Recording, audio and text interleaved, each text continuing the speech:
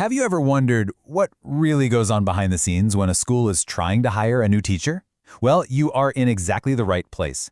We are going to pull back the curtain on the whole process, from that very first click on the submit button all the way to that final job offer. Okay, let's just dive right in. So you've done the work, you've got the degree, you've got the passion, you probably even have the student teaching scars to prove it. But let's be real for a second. Your application is just one of 100, maybe even more. So what's the secret sauce? What is it that makes a principal stop scrolling, look at your name and think, yeah, I'm going to call this person? That's the code we are cracking today. I want you to picture a principal's desk, or a digital folder these days. Two piles are forming, a maybe pile and a no pile. And before you can even dream of getting an interview, your one and only goal is to stay out of that no pile. Because that first cut, it happens in minutes, and it's swift, it's impersonal, and it is ruthless. Your entire mission at this point is just to survive and land in the maybe pile. So how do you do that? Well, it all starts with getting past the very first filter, what we're calling the paper screen. This is where most applications frankly go to die, often without a hiring manager spending more than 30 seconds on them. Let's make sure yours isn't one of them. These right here, these are the absolute non-negotiables. Think of them as the gatekeepers for the whole process. Before a single human reads your thoughtful cover letter or marvels at your resume, some system or a quick human scan is just checking these boxes. No state certification, no correct endorsement for the job, an application full of typos? That's it. Boom. The gate slams shut. These are not suggestions. They are strictly pass-fail. Okay, so once you're past those gatekeepers, this is your first real chance to speak. A generic cover letter that could be for literally any school, that's a one-way ticket to the no pile. But a great one? A great one starts a conversation. It shows you've actually done your homework, that you know their mission, you see what challenges they might be facing, and you can draw a straight line from your unique skills to what that school needs right now. Okay, let's move on. You did it. You made it into the maybe pile, and seriously, congratulations. That is a huge step. But now, the real work begins. The hiring committee is looking at your resume and they're thinking, okay, this looks good on paper, but can they actually do this stuff? This next stage is all about proving it.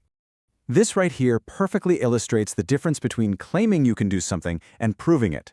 Your resume might say skilled in classroom differentiation, and you know what? So will 50 other resumes. It's just a buzzword. What they really want is for your reference to say, oh yeah, for that unit on fractions, they created 3 completely different learning paths that got every single student to mastery. See the difference? One is just a claim, the other is a story. And schools hire the person with the best stories. So, you passed the paper screen, your references backed up all your great stories, and now you've earned the face-to-face, the interview. This is where things get personal. They're not just looking at your qualifications anymore. They're trying to figure out who you are. They're looking for all those intangibles, your mindset, your philosophy, your whole approach to teaching.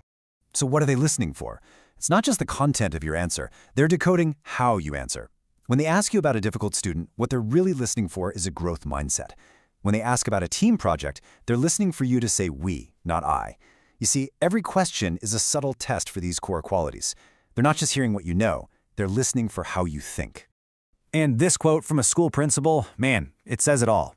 We're not just hiring a resume. We're hiring a future colleague and a role model for our students. That is the heart of it. In that room, they're asking themselves, can I see this person in our staff lounge? Can I trust them with our kids? They're hiring a whole person to join their community, not just a set of skills to fill a spot. So how do you build an answer that proves you're that person? Well, it really comes down to a formula like this. About 40% should be a concrete, real-life example. That's your story. Another 30% needs to explain how your actions directly benefited students. That's the impact. And the final 30% connects it all back to your personal philosophy, the why behind what you do.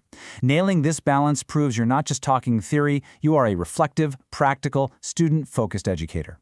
All right, you've absolutely aced the interview. Now it's time for what feels like the final boss, the demo lesson.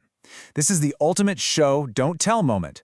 All that talk about your philosophy and your skills, this is your chance to put it all into action, live, with real students, while the entire hiring committee watches your every move. No pressure. Now, a winning demo lesson doesn't require fireworks or a Broadway production. It just requires solid fundamentals. Think of it like a 4-step checklist. 1. Start with a crystal clear objective. What will students be able to do by the end of your lesson? 2. Get them moving, get them talking, get them doing. Active engagement is everything. 3. You have to constantly check for understanding. Don't just assume they're with you. And 4. End with a strong reflective close that really cements the key takeaway. Solid, not flashy, is what wins the day.